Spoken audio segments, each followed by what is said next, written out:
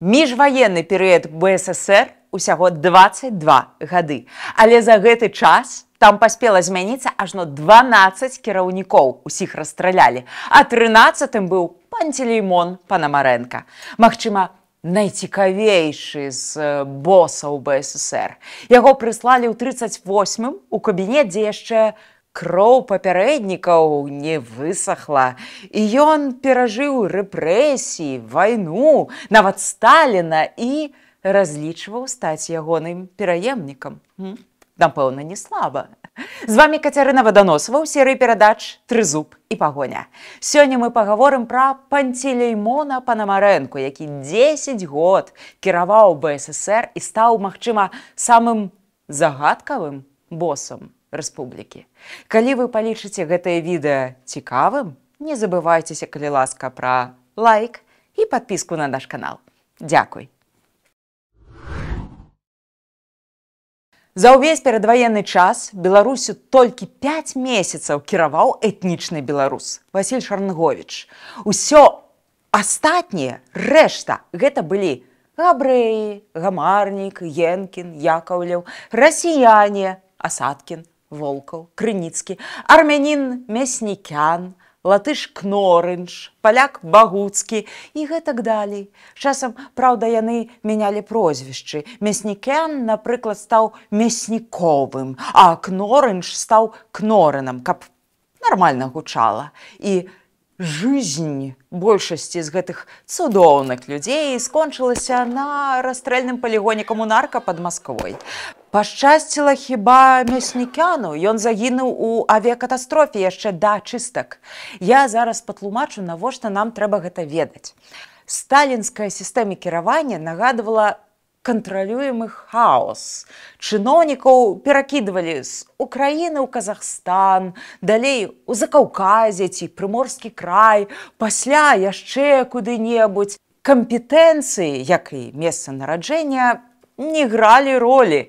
Сёння ты кіруеш танкамі і дывізіямі, а заўтра ліцейнымі заводамі, а пазней уборкай бавоўны, а пасля нейкай рэспублікай і так да расстрэльнай ямы. Тое ж самае было з ураджэнцам Кубані, Пантелеймонам Панамарэнкам.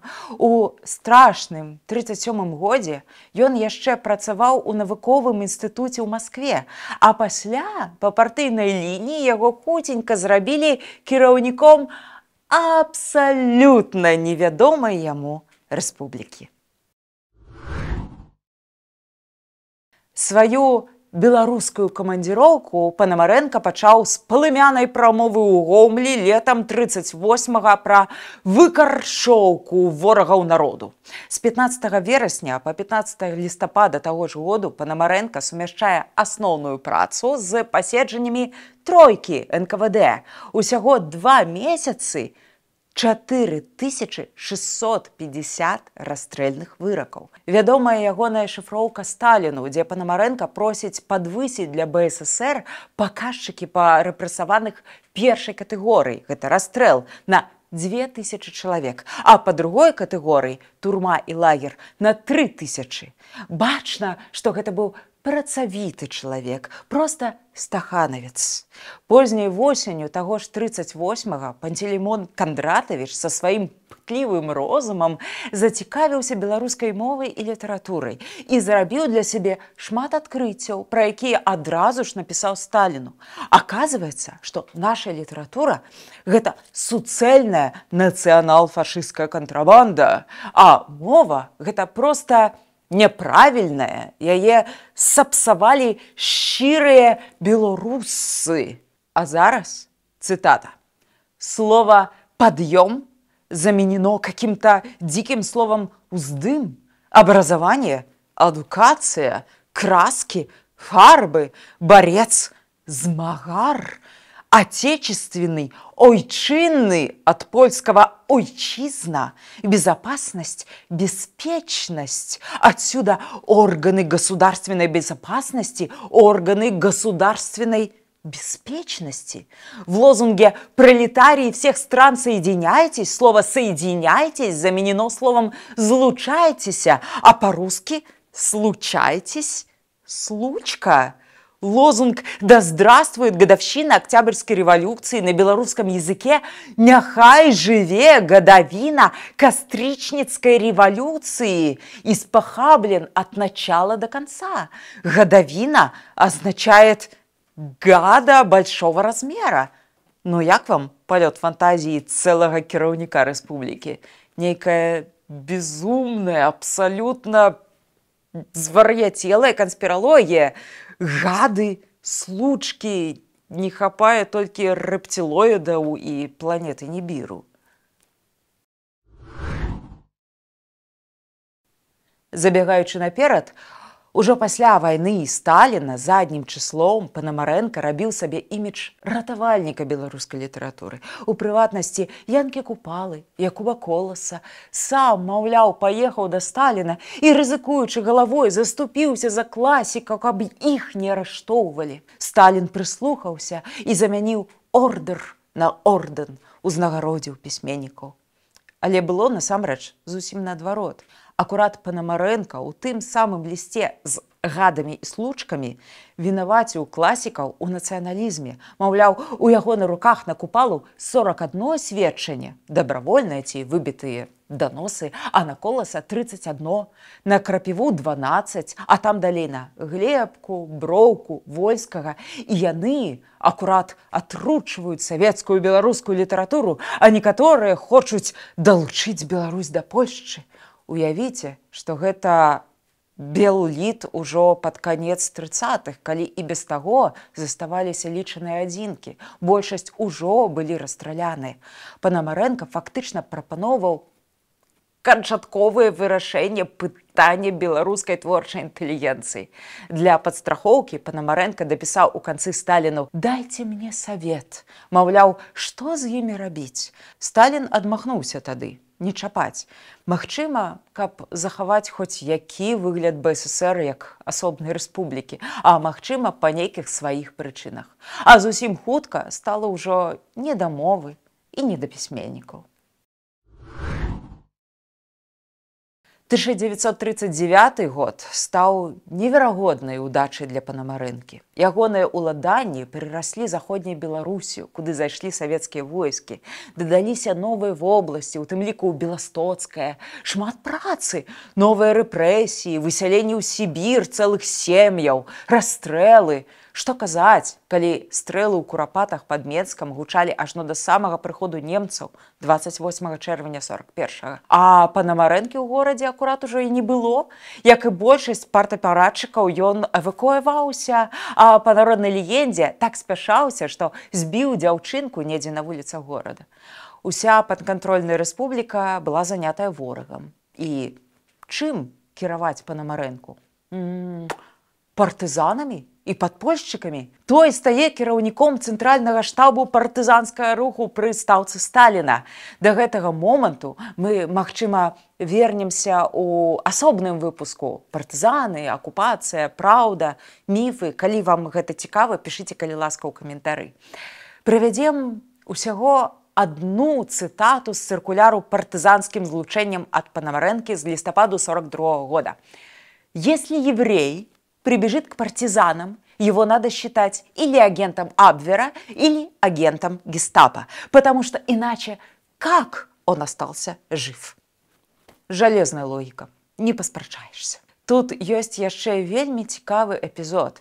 Той самы Панамарэнка, які ненавідзіць усё беларускае, прапаноўвае стварыць, увага, асобную беларускую нацыянальную армію, скажем, у 100 000 чалавек. Часткова вывесці з ваюючых частак чырвонай арміі, часткова перакінуць праз фронт партызанаў і падпольшчыкаў. Ён матываваў гэта тым, што беларусы дысцыплінаваныя, менш здаюцца ў палон, праўда, што ёсць нават 39 генералаў беларусаў. Тут, канешне, поўная брахня, бо іх ад сілы было 9. Гэты праект ён падаваў Сталіну то так, то гэтак, перакручваў яго. Маўляў, можна сабраць людзей з тых, хто паехаў у эвакуацыю, і набярэцца 135 000. Але была праблемка. што больш за палову гэта акажуцца яўрэі, і тады армія будзе яўрэйскай нацыянальнай. Ну, тады, можа, ссыльных ці яшчэ каго. А ў якасці гарантыі, што ўсё будзе добра, афіцэрамі туды паставіць 6000 расіянаў. Пасля Сталінграду гэты праект стаў ужо нікому не цікавы, бо немцы і так адступалі, а Панамарэнка застаўся без мары, без сваёй асабістай арміі. Пасля вайны моцныя гэтага свету дзеляць Еўропу. Не мінула чаша сія і сацлагеру, а ў прыватнасці БССР, вотчыны Панамарэнкі. Беластоцкую вобласць ліквідуюць, а Падляшшы перадаюць Польшчы. Паглядзіце, калі ласка, пра Падляшша у нас ёсць асобны выпуск. Віленшчыну жалезна Літве, гэта ясна. Да савецкай Расіі хочуць далучыць Полацкую вобласць, калыску старой беларускай дзяржаўнасці.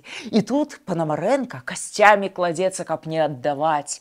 Ён матывуе гэта тым, што Беларусь, як ніхто, пацярпела ў гады вайны, што чыстая праўда, і таму нельга забіраць яшчэ і гэтую зямлю. Добра, яе пакідаюць, таму, маўляў, палачане маюць падымаць кілішак на дзень нараджэння Панамарэнкі. Ён пакінуў Полацак у нас.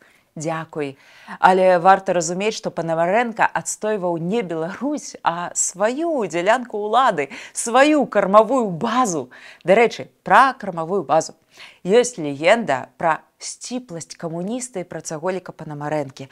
Але ў 1946 была праверка, ініцыяваная з Масквы, якая высветліла, што на жылплошчах Панамарэнкі куча рознай маёмасці ды антыкварыяту, купленага ў камісіёнках і на чорным рынку на 131 000 рублёў. Адначасна ён будаваў сабе сядзібу ў Менску і дачу пад Масквой на станцыі Кучына. Туды кінулі рабочых, прарабаў, драўляны зруб і яшчэ 100 000 рублёў. Пасля апублічных фактаў Панамарэнка быў змушаны адмовіцца ад будоўлі, але выйшаў сухім з вады. Больш за тое, у 1948 яму стала зусім не да Беларусі, бо Пантелеймон Кандратавіч перамясціўся ў Маскву. Спачатку на пасаду сакратара ЦК ВКПБ, а пасля стаў намеснікам старшыні Савета міністраў СССР, то бок намеснікам самога Сталіна. І адсюль міф пра тое, што драхлы Сталін рыхтаваў яго на свайго пераемніка. Але смерць дыктатара ўсё паламала. У новыя схемы Панамарэнка не ўпісаўся, яго зрабілі міністрам культуры, пасля кіраўніком Казахстана і ўрэшце саслалі на дыпламатычную службу ў Непал і Нідерланды. І тут будзе апошні, напэўна, трагікамічны эпізод ягонай кар'еры. 7 кастрычніка 1961 года савецкі хімік Алексей Голуб падчас турыстычнага візіту з жонкай у краіны Бенелюкса вырашыў не выпіць за Гагарына, які недаўна паляцеў у космас, ён вырашыў папрасіць палітычнага прытулку ў Амстэрдаме. Прадстаўнікі савецкага пасольства на чале з Панамарэнкам учынілі ў аэрапорце сапраўдную бойку з канстэблямі, каб выкрасці хаця б жонку збеглага хіміка. Яе выцягнулі ў офіс аэрафлота, там прымусілі пакаяцца і звезлі ў Саюз. Але Панамарэнка ў той патасоўцы ён усё ж атрымаў у нос ад каралеўскага канстэбля. І вынікам гэтага стаў дыпламатычны крызіс, высылка некалькіх савецкіх дыпламатаў і самога Панамарэнкі з Нідерландаў. Наступныя 18 месяцаў дыпстасункаў паміж краінамі проста не было. Дарэчы, хімік Алексей Голуб не вытрымаў і праз паўгады вярнуўся ў СССР. Яго чакала пакаянне перад тэлекамерамі, суд за здраду радзіме, 6 год лагераў і канфіскацыя маёмасці. Магчыма, гэты чалавек, а дакладней сям'я, сталі апошнімі ахвярамі састарэлага апаратчыка. Я хацела сказаць нават апрычніка. І кар'ерыста Панамарэнкі. Пішуць, што Панамарэнка быў ідэальным па сталінскіх мерках кіраўніком рэспублікі. Усё выканаць, а ініцыятыва толькі ў рамках лініі партыі. Вядомы партызан Васіль Корж называў яго падхалімам і інтрыганам. Мабыць, адно другому не супярэчыць. Сын Панамарэнкі спіўся, памёр яшчэ ў 70-м, а Пантелеймон Кандратавіч памёр у 84-м напярэдадні вялікіх зменаў і быў пахаваны, канешне ж, у Маскве. Ад Панамарэнкі засталася добрая бібліятэка, у тым ліку з рэдкімі беларускімі выданнямі. Цікава, чаму? Гэта былі канфіскаваныя кнігі рэпрэсаваных і расстраляных, трафеі хазяіна рэспублікі. Там на тытульных старонках часта было па некалькі штампаў былых уласнікаў. Вось такі ён, партызанскі лідар і сабірацель земель беларускіх Панамарэнка. На сёння мы з вамі напэўна развітваемся. Не забывайцеся пра нас і будзьма разам з сапраўднай гісторыяй. Будзьма разам з Украінай.